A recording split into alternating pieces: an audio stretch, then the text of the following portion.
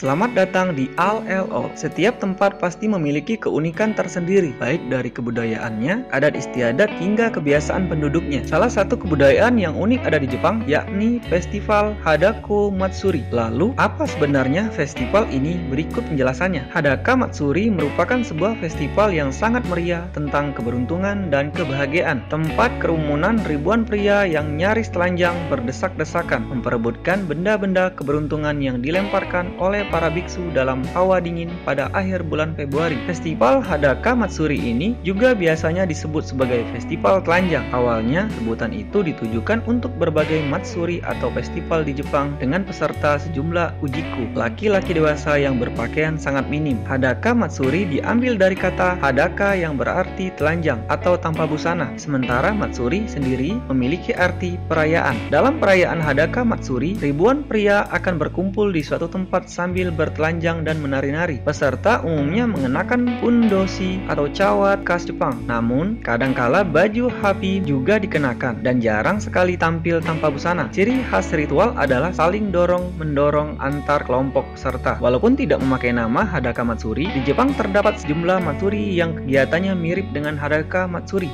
tidak benar-benar tanpa busana. Festival ini biasanya diikuti hingga 10.000 pria dengan hanya memakai cawat putih dan kaos kaki tabi. Para peserta menghabiskan waktu 1 atau 2 jam berlari mengelilingi lahan wihara dan melalui sebuah air mancur yang airnya hampir beku. Suatu tindakan yang konon untuk menyucikan badan dan jiwa. Beberapa melakukannya sendiri atau dalam sebuah kelompok kecil, tetapi kebanyakan adalah bagian dari kelompok-kelompok yang cukup besar. Banyak yang mewakili bisnis daerah. Tujuannya adalah untuk menangkap salah satu dari 2 tongkat kayu beraroma yang disebut shingi yang dilemparkan ke kerumunan oleh seorang biksu wihara tersebut. Siapapun yang dapat menangkapnya dapat mengharapkan keberuntungan selama 1 tahun. Festival ini tidak berhenti di sini. Sebenarnya ada sekitar 100 item keberuntungan yang dilemparkan ke kerumunan, meski tidak diidam-idamkan seperti tongkat yang membawa keberuntungan untuk penerimanya selama 1 tahun. Item-item ini sangat diidamkan